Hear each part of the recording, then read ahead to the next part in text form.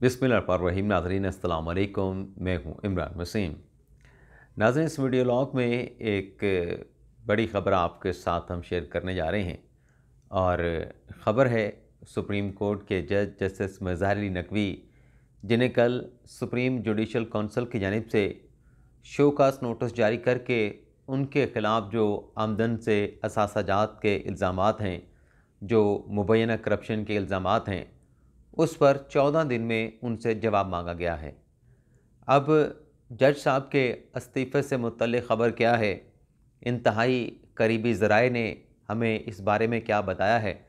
तो ये डिटेल इस प्रोग्राम में आप नाज़रीन के साथ हम शेयर करने जा रहे हैं। लेकिन ये सारी तफ़सीलात आपके साथ शेयर करने से पहले हम बात करेंगे कि ये जो शोकास नोटिस जज साहब को जारी किया गया है, अगर वो इस सारी कार्रवाई को जस्टिस नकवी साहब फेस करते हैं तो उनके पास कौन से अवेलेबल ऑप्शंस मौजूद हैं। तो सबसे पहले इन ऑप्शंस पर बात कर लेते हैं। नाज़रीन, आप जानते हैं कि जस्टिस नकवी साहब के ख़िलाफ़ जो रेफरेंसेस का आने का जो सिलसिले का आगाज़ हुआ, फरवरी 2023 में उनके हवाले से या उनकी जो मुबैना ऑडियो सामने आई, जिसकी एक कमीशन ने इंक्वायरी भी करनी थी। हुकूमत की तरफ से एक नोटिफिकेशन जारी किया गया था और उसमें जस्टिस काजी फाइसा साहब को उस कमीशन का हेड बनाया गया। उस कमीशन में इस्लामाबाद हाई कोर्ट के चीफ जस्टिस आमिर फ़ारूक साहब और बलूचिस्तान हाई कोर्ट के चीफ जस्टिस नईम अख्तर अफ़गान साहब शामिल थे। लेकिन उस कमीशन को जो बंदयाल साहब थे, साबिका चीफ जस्टिस उमरता बंदयाल साहब, उन्होंने प्रोसीड नहीं करने दिया। ना सिर्फ उस कमीशन को उन मुबैना ऑडियो लीक के हवाले से कार्रवाई आगे बढ़ाने से रोक दिया गया, बल्कि नाज़रीन ये भी हुआ कि ये जो 10 शिकायत जस्टिस नकवी साहब के ख़िलाफ़ आईं, बजाय इसके कि इस पर सुप्रीम जुडिशल कौंसिल का इजलास बुलाते और इजलास बुला के इस मामले को डिसाइड कर देते अपनी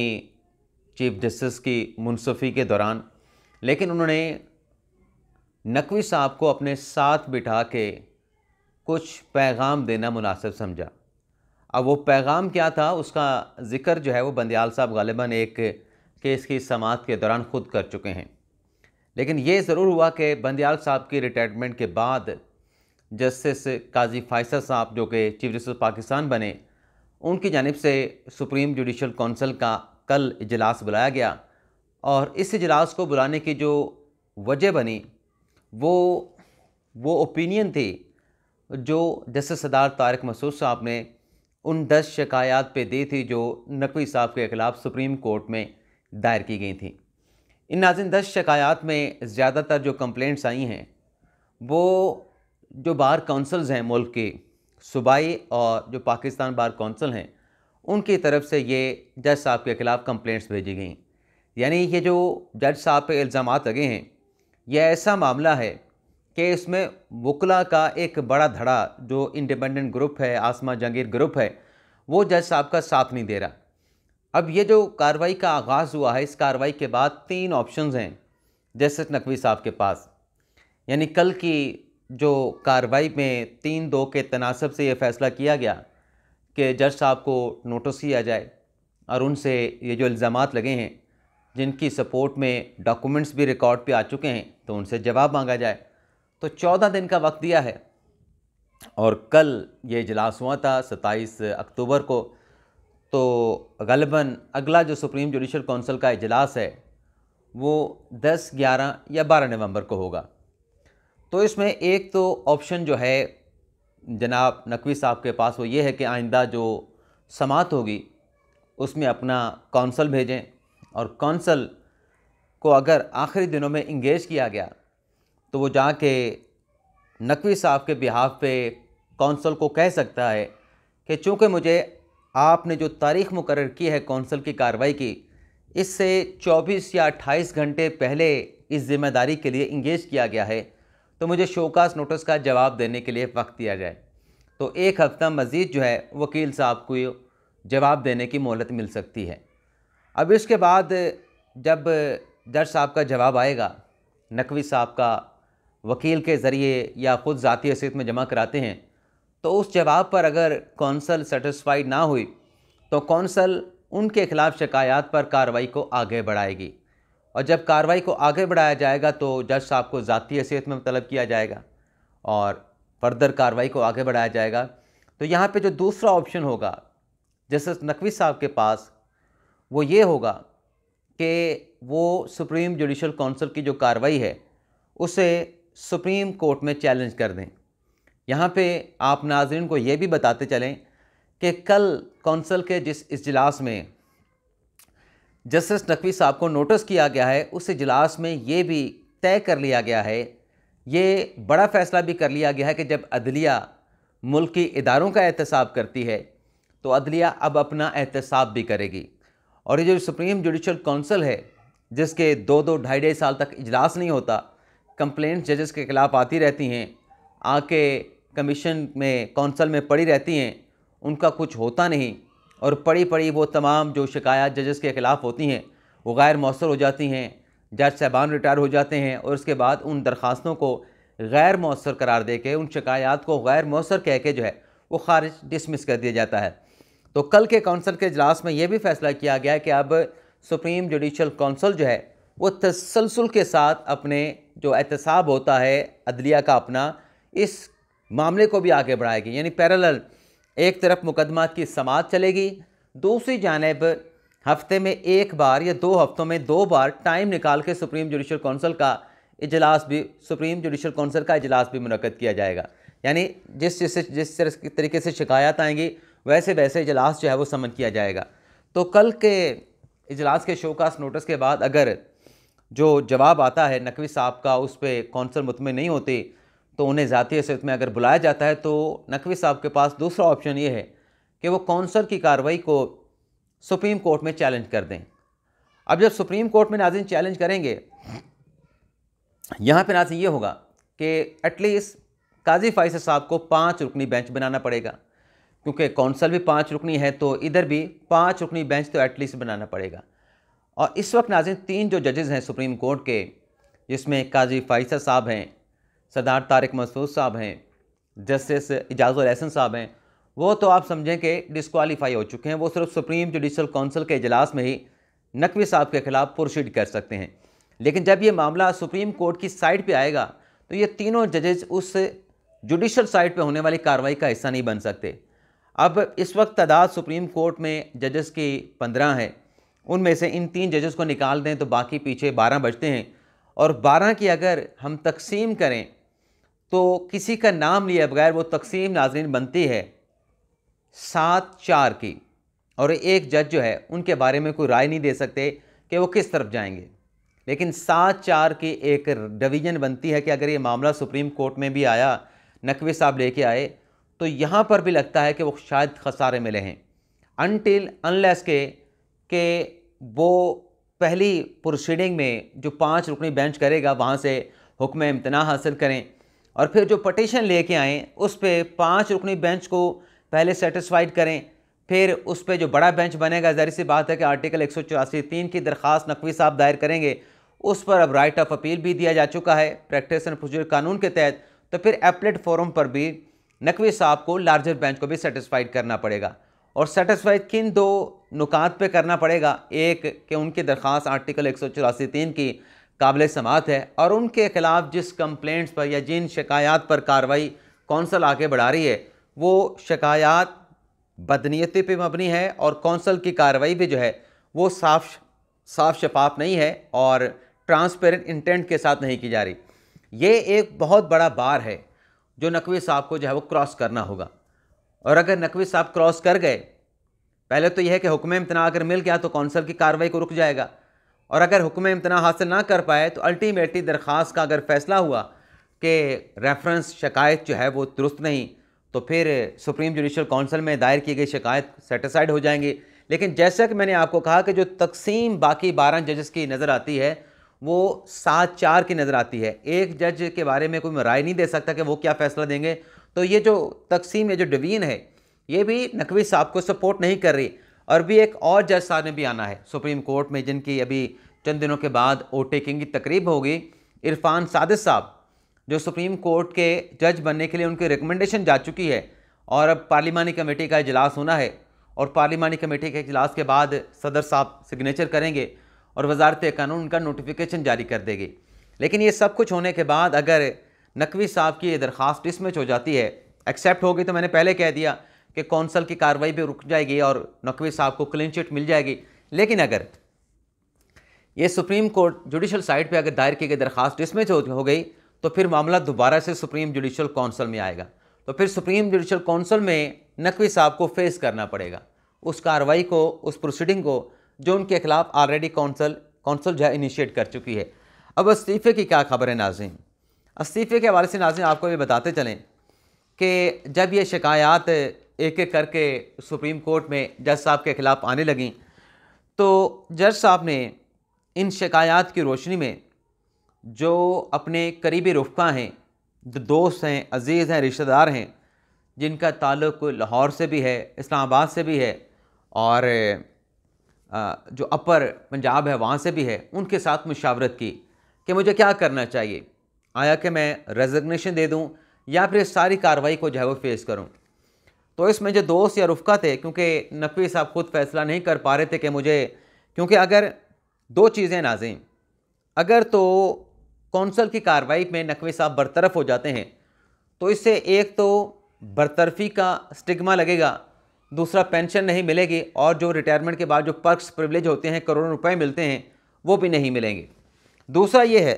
कि अगर इस्तीफ़ा दे देते हैं तो इस सूरत में भी लोग कहेंगे कि देखें जो इल्ज़ामात थे उसमें सब्सटेंस था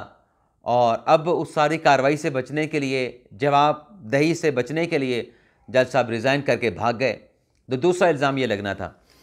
तो क्योंकि नकवी साहब खुद फैसला नहीं कर पा रहे तो इसलिए करीबी रुफ़क़ा, दोस्तों, अजीज़ों के साथ उन्होंने मुशावरत की। अब इस तमाम मुशावरती अमल के बाद नाज़रीन, मैं इंतहाई वसूख के साथ जो ख़बर आपके साथ शेयर करने जा रहा हूँ कि इन दोस्तों ने भी यही मशवरा दिया और इनके मशवरे के बाद नकवी साहब ने भी यही फ़ैसला किया है कि वो मुस्तफ़ी नहीं होंगे। क्योंकि इससे पहले लाहौर से हमारे एक साथी हैं इशफाक साहब, उन्होंने ख़बर दी थी कि नकवी साहब ने मुस्तफ़ी होने पर गौर व ख़ौज़ शुरू कर दिया और कुछ अपने करीबी दोस्तों के साथ मुशावरत भी की है। लेकिन आज के दिन तक जो हमने ज़राए से और उन करीबी ज़राए से पता किया जो नकवी साहब के बड़े करीबी हैं, उनका ये कहना है कि नकवी साहब जो हैं वो फेस करेंगे, उनका इस्तीफ़ा देने का कोई इरादा नहीं। शुरू में ऐसी कुछ मुशावरत हुई थी करीबी दोस्तों के साथ, लेकिन उस वक्त भी उन्होंने खुद से फ़ैसला नहीं किया था कि वो रिज़ाइन करेंगे, वो अपने दोस्तों से राय या मामलत ले रहे थे। लेकिन अब चूँकि कार्रवाई शुरू हो चुकी है तो नकवी साहब का यही फ़ैसला है, जस्टिस नकवी साहब का, कि वो इस सारी कार्रवाई को प्रोसीड करेंगे, यानी वो रिज़ाइन नहीं करने जा रहे। अब कार्रवाई में क्या बनता है, क्या नहीं बनता, ये मेरे ख्याल में फिर ज़्यादा वक्त नहीं लगेगा। महीने, डेढ़, 2 में ये सारी चीज़ें, या 3 महीनों में सारी चीज़ बातें हो जाएगी। अब आ जाते हैं हमारे व्लॉग की जो अगली ख़बरें नाज़रीन। चीखें निकली नाज़रीन पाकिस्तान तहरीक इंसाफ की, और चीखें निकली हैं जो एक बर्दाश्त, जो एक दबाव था मीडिया का, वो पाकिस्तान तहरीक इंसाफ बर्दाश्त नहीं कर सकी। अब ये किस मामले पे प्रेशर आया पाकिस्तान तहरीक इंसाफ पे? तो ये नाज़रीन मामला था जो चंद रोज़ पहले PTI गई, मौलाना फजल रहमान के साथ जाके मुलाकात की। उस मुलाकात में तस्वीरें भी खिंचवाई गईं, मौलाना साहब की खुश दामन की वफ़ात का अफसोस करने के लिए गए थे, तो तस्वीरें भी बनी, वीडियो भी बनी और मौलाना साहब की इमामत में नमाज भी जो है वो PTI के लोगों ने अदा की। अब उस पर हमने भी बात की थी इख्तिसार के साथ कि देखें कि माजी में मौलाना को कहते थे कि डीज़ल है, ये मौलाना नहीं मुनाफिक है, और पता नहीं क्या क्या ऐसी बात थी जो नहीं की गई। लेकिन हमने तो एक हक़ाइक़ रखे थे, लेकिन हमने साथ में भी कहा था कि अच्छा जैसे है कि एक सियासी जमात दूसरी सियासी जमात के पास जा रही है, लेकिन ये जो सब कुछ हुआ, ये जो ट्रांजैक्शन हुई, मुलाकात दोनों की हुई, तो मैंने ये कहा था कि आपने जब ये सब कुछ करना है आगे चल के, क्योंकि सियासत में कुछ हरफ़े आखिर नहीं होता, तो आपको फिर तनकीद करते हुए भी, किसी को मलाइन करते हुए, किसी को टारगेट करते हुए कुछ हदूद व क़यूद जो है वो तय कर लेनी चाहिए कि कल को अगर आप मुलाकात करें तो लोग आपको क्रिटिसाइज़ ना करें। अब जब ये ख़बरें मीडिया पे चली, हमने भी बात की, तो मीडिया का भी बहुत ज़्यादा प्रेशर आया। तो अब अली मोहम्मद ख़ान साहब जो PTI के बड़े सीनियर रहनुमा हैं, उनकी तरफ से कहा गया है कि ये नामुनासिब किया गया जमात उलमा इस्लाम फ़े की तरफ से कि हम मुलाकात करने के लिए गए, उसकी तस्वीरें सोशल मीडिया पे चढ़ा दी गई, उसकी तस्वीरें सोशल मीडिया पे वीडियो चढ़ा दी गई, जो कि नहीं होना चाहिए। तो हम कोई सियासी मुलाकात के लिए तो गए नहीं थे। तो मेरे ख़्याल से ये फिर जाने से पहले या जब आप तनकीद किया करते थे उस वक्त ये तमाम चीज़ें सोची जाती, क्योंकि सियासी जमात के बाद जब दूसरा सियासी जमात वाला जाएगा तो तस्वीरें भी चलेंगी, वीडियो भी चलेंगी और ख़बरें भी चलेंगी।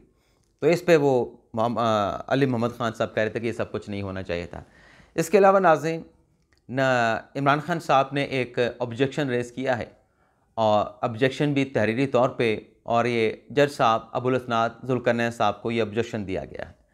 ऑब्जेक्शन इमरान खान साहब का ये है कि आपने 21 अक्टूबर को ऑर्डर किया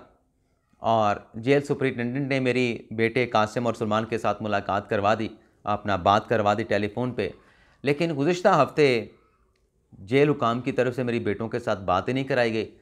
तो इमरान खान साहब ने ये एतराज़ उठाते हुए जज साहब से दरख्वास्त की है, इस्तदा की है कि मेरे बेटों के साथ, कासिम और सलमान के साथ हर हफ़्ते टेलीफोनिकली बात करवाई जाए। होनी चाहिए, इमरान खान साहब के बेटे हैं कासिम और सलमान। लेकिन आज क्या खान साहब को याद है कि नवाज शरीफ की तो वो इसी उतरवाना चाहते थे, टीवी उतरवाना चाहते थे। आज जो कुछ वो अपने सियासी मुखालफिन के साथ करने का कह रहे थे, आज वो सब कुछ जो उनका उतरवाना चाहते थे, आज सब कुछ वो मंगवा रहे हैं कि मुझे बेटों के साथ बात भी करवाई जाए, टीवी भी खान साहब को मिल गया, वर्जिश वाला साइकिल भी मिल गया, जेल के साथ वाला सेल गिरा के खान साहब को वॉक की जगह भी बना दी गई। तो जब नवाज शरीफ साहब ने कहा कि मेरी अहलिया से बात करा दें, अहलिया से नहीं मेरे बेटों से बात करा दें, बीमार अहलिया से बात नहीं करानी तो हुसैन से, हसन से बात करवा दें, तो आपने बात नहीं करवाई। और यहाँ पर भी हम हक़ाइक़ आपके सामने रखे हैं। ये नहीं कह रहे कि खान साहब के उनके बेटे के साथ टेलीफोनिक बात नहीं करवानी चाहिए, होनी चाहिए, लेकिन ये भी खान साहब को कोई याद कराए कि आप ख़ुद क्या किया करते थे। तो दूसरों को तो मुखालफत करते थे कि ये सब कुछ उनको नहीं मिलना चाहिए, लेकिन अपने लिए ये सारी चीज़ें आप मांग रहे हैं, डिमांड कर रहे हैं, तकाजा कर रहे हैं। इसके अलावा नाज़रीन, नवाज शरीफ साहब के लिए बुरी खबर ये है, और ये चंद दिनों की बुरी खबर आप कह लें, कि उनके ख़िलाफ़ 2018 में एक तौहीन अदालत की दरख्वास्त अदलिया मुखालिफ बयानात पर दायर की गई। 5 साल के बाद इस दरख्वास्त को समाअत के लिए मुकर्रर किया गया है। 15 नवंबर को इस्लामाबाद हाई कोर्ट इस तौहीन अदालत की दरख्वास्त पर समाअत करने जा रही है, और चीफ़ जस्टिस आमिर फ़ारूक साहब जो हैं इस केस की समाअत करेंगे। तो देखते हैं कि 15 नवंबर को इस दरख्वास्त पे क्या कार्रवाई होती है। इसके अलावा नाज़रीन, KPK के निगरान वज़ीर आला साहब ने ये एक जो ख़बर चल रही थी कि KPK के मुलाज़मिन की तनख्वाहों में 25 या 35% कटौती होने जा रही है, तो निगरान वज़ीर ने कहा है कि ऐसा कुछ नहीं हो रहा, सरकारी मुलाज़मिन की तनख्वाहों में किसी किस्म की कटौती नहीं की जाएगी। इसके अलावा नाज़रीन, परवेज़ इलाही साहब को आज जुडिशल मजिस्ट्रेट के सामने पेश किया गया, और जुडिशल मजिस्ट्रेट साहब ने परवेज़ इलाही के 2 दिन का जिस्मानी रिमांड जो है वो मंजूर कर लिया है। इसके अलावा जो परवेज़ इलाही साहब की एक ज़मानत वापस ली गई थी, उस ज़मानत को वापस लेने का जो जज साहब का फ़ैसला था, उसे चैलेंज किया था परवेज़ इलाही साहब ने लाहौर हाई कोर्ट में। तो लाहौर हाई कोर्ट ने परवेज़ इलाही साहब की इस दरख्वास्त को जो है, यानी जो अपील है ज़मानत की दरख्वास्त की मनसूखी के ख़िलाफ़, इसे 1 नवंबर को समाअत के लिए मुकर्रर कर लिया है। इसके अलावा नाज़रीन, कैप्टन सफदर साहब, उनके ख़िलाफ़ भी गुजरावाला के जो जुडिशल मजिस्ट्रेट हैं, बगावत का मुकदमा था, जिसमें आज दोनों जानिब के वकला के दलाइल सुनने के बाद जुडिशल मजिस्ट्रेट साहब ने कैप्टन सफदर के ख़िलाफ़ बगावत के केस का जो है वो फ़ैसला महफूज कर लिया है। तो ये नाज़रीन हमारा वीडियो लॉग आपसे इजाज़त चाहते हैं। अल्लाह ताला हम सब का हामी नासिर हो, अपनी ढेर सारी दुआओं में याद रखिएगा। अल्लाह हाफ़िज़।